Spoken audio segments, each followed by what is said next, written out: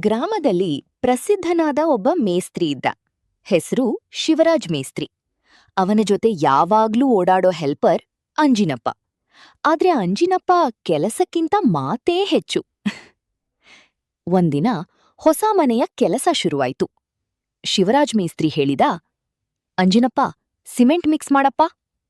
ಅಂಜಿನಪ್ಪ, ಮೇಸ್ತ್ರಿ, ಕೈಲಿ ಮಿಕ್ಸ್ ಆಗಲ್ಲ, ಮಷೀನ್ ಬೇಕಪ್ಪ. ಮೇಸ್ತ್ರಿ ಕೋಪದಲ್ಲಿ, ನೀನೇ ಮಷೀನ್ ತರ ಇದೆಯಲ್ಲ. ಅಂಜಿನಪ್ಪ ತಕ್ಷಣ, ಆದ್ರೆ ಡೀಸೆಲ್ ಯಾರೂ ಹಾಕಿಲ್ಲ ಮೇಸ್ತ್ರಿ. ಅಲ್ಲಿದ್ದ ಎಲ್ಲರೂ ನಗೋಕೆ ಶುರು ಮಾಡಿದ್ರು.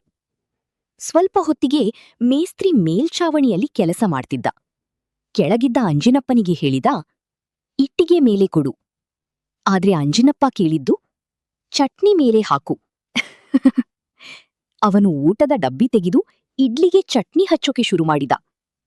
ಶಿವರಾಜ್ ಮೇಸ್ತ್ರಿ ಕೋಪದಲ್ಲಿ ಕೆಳಗಿಳಿದು, ನಿನ್ ತಲೆಯೊಳಗೆ ಸಿಮೆಂಟ್ ಹಾಕ್ಬೇಕಪ್ಪ. ಅಂಜಿನಪ್ಪ, ಆಗ ಬ್ರೈನ್ ಸ್ಟ್ರಾಂಗ್ ಆಗುತ್ತಾ ಮೇಸ್ತ್ರಿ? ಅಷ್ಟರಲ್ಲಿ ಮನೆಯ ಓನರ್ ಬಂದ. ಓನರ್ ಕೇಳಿದ, ಕೆಲಸ ಎಷ್ಟಾಯ್ತು? ಶಿವರಾಜ್, ಸಾರ್, ಕೆಲಸ ಸ್ಲೋ ಆಗಿದೆ. ಅಂಜಿನಪ್ಪ ತಕ್ಷಣ, ಸಾರ್, ನಾನು ಫಾಸ್ಟು, ಮೇಸ್ತ್ರಿಯೇ ಸ್ಲೋ.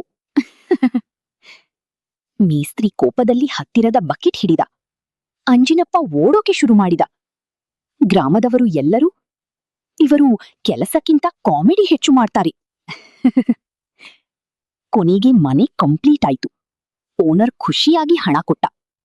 ಅಂಜಿನಪ್ಪ ಕೇಳಿದ, ಮೇಸ್ತ್ರಿ, ಬೋನಸ್ ಇದೆಯಾ? ಶಿವರಾಜ್, ಇದೆ, ನಾಳೆಯಿಂದ ಕೆಲಸಕ್ಕೆ ಬರಬೇಡ.